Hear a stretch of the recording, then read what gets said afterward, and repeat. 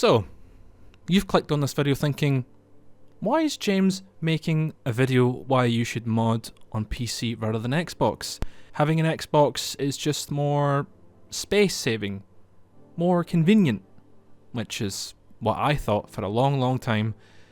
But then I got a PC just last year and playing all these games on PC is just better. Especially with the so-called next-gen update for Fallout 4, which pretty much, well, really messed with mods on console, especially Xbox.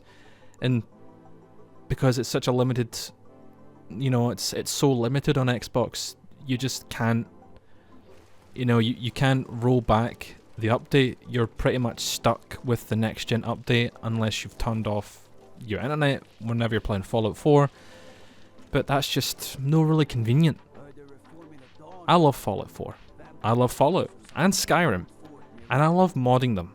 In fact, most mods out there that I can't live without.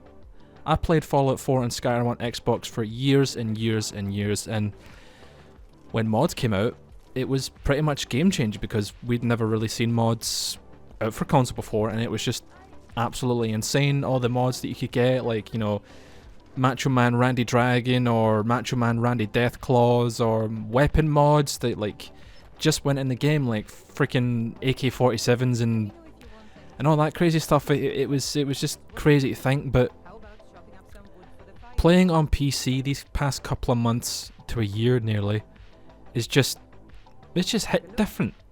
One of the reasons why I wanted to get a PC was to mod these games like Skyrim and Fallout and feel what real mods are.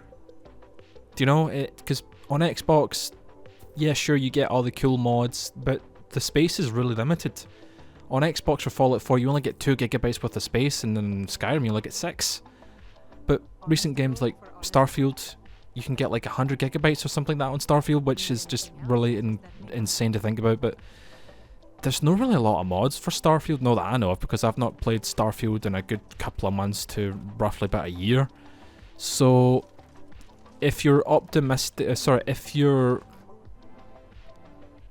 thinking about making the change to PC when it comes to modding Fallout 4 or Skyrim or Fallout New Vegas or any other games that you want, then I really suggest it, because I was very skeptic at first, because modding on Xbox just seems way easier. You install a mod and then that's pretty much it. But with mods comes conflicts, and with conflicts comes game breaking bugs or visual bugs, or your game just straight up crashing. It's an absolute nightmare. But when you get to understand what mods really are and how mods work, what mods work with certain other mods, or if you've got 2 mods that do the same thing, they're going to both collide with one another. You have to watch out for that. Like, for example, if I've got 2 mods that adds more grass and I've got another mod that does the same thing, then those 2 mods are going to collide. Whichever mod is, let me put it this way, if you've got 2 mods that do the same thing, the mod at the bottom of those 2 mods is going to overlap, which means you're going to see that mod in game.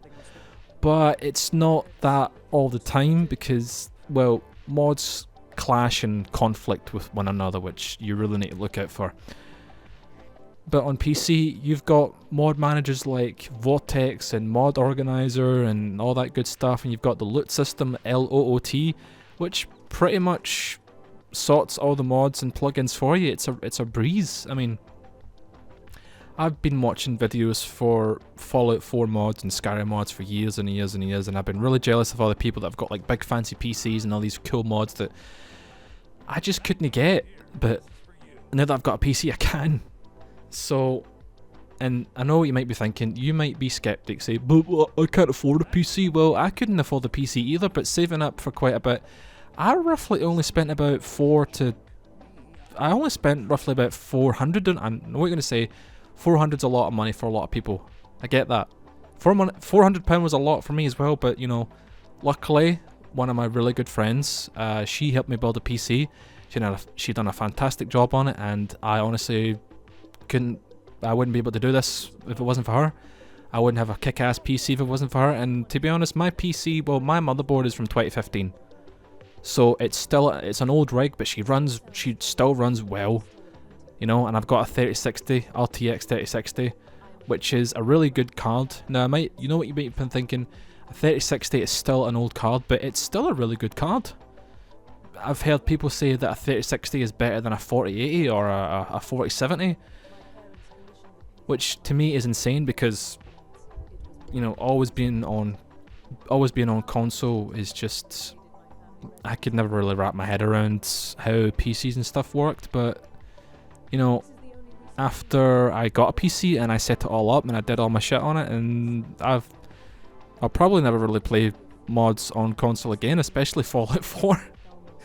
So yeah, Xbox modding is restricted to a limited selection of mods, most of which are approved and created by Bethesda or Microsoft. So unfortunately you won't see any big tittied mods on Fallout 4 and Skyrim. Sadly, you won't see any nude mods if you're into that sort of stuff. Just the scope of available mods on Xbox is vastly smaller. Like I said earlier, you only get 2 gigabytes worth of space on Fallout 4 and 6 gigabytes on Skyrim. It's really lackluster, especially if you want to download massive mods. It typically includes only cosmetic changes like new outfits or additional quests. Even then, the options are far fewer between than what a player on PC can find. For players who truly want to craft a personalised, unique experience, PC offers the tools and resources to create something entirely new, far beyond the constraints of console modding. When it comes to performance and stability, the PC version of Skyrim or Fallout offers a huge advantage. The ability to upgrade hardware, tweak settings, and optimize mods for smoother gameplay and higher quality graphics. PC gamers can choose the right mods that improve game performance, such as mods that enhance textures, fix bugs, or optimize the game's mechanics. These mods not only improve the visual quality of the game, but can also reduce crashes and performance issues, making the overall experience much more enjoyable. For example, if you're playing Fallout on Xbox, then you know that going into downtown Boston is a huge risk because your game will just outright crash. There are mods out there that improve the stability of the game, and there are so many bigger and better gameplay tweaks and settings and bug fixes that you can find on PC that you can rarely find on Xbox. Sure, there are a lot of good mods for Skyrim and Fallout for PC, but since the new update, the quote-unquote next-gen update for Fallout 4, all the good mods you can't play with anymore because all the people that make mods, all the people that made those mods are just gone. You know, they stopped modding Fallout and they stopped making mods and updating the mods, and there were a lot of cool mods that I really liked playing with on Xbox. For example, Hollow Time. It basically just shows the in-game time on your HUD. That's no longer, that's no longer been updated on Xbox anyway. I downloaded it after the next gen patch and my game just kept crashing because I couldn't play with that mod because it hadn't been updated with the newest version of Fallout 4, which is really shit. So the first thing that I did when getting Fallout 4 was use the downgrader because it's literally a godsend.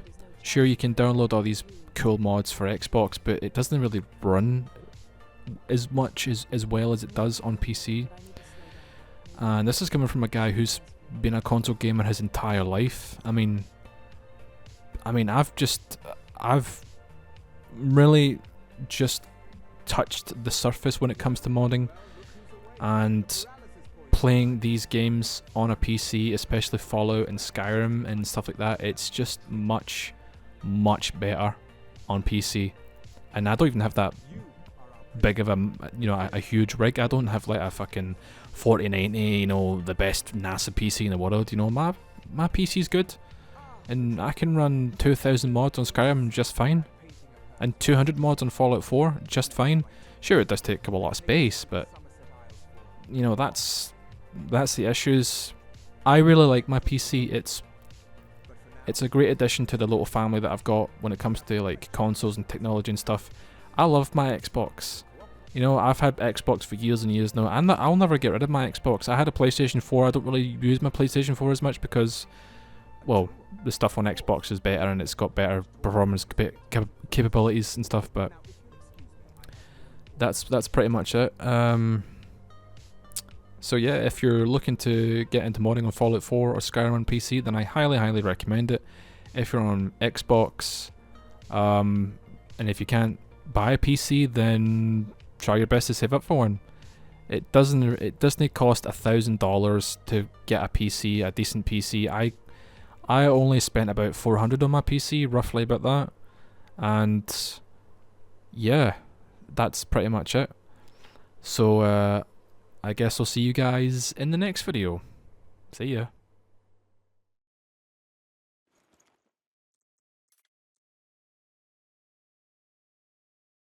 You better subscribe to Savage Flamerard right now, because if you don't subscribe to Savage Flamerard, there's gonna be big issues. Seriously, you better go subscribe to him right now. Press that like button. Subscribe to Savage Flamerard. Otherwise, I'm gonna deport you, and we don't want that, do we? No, we don't.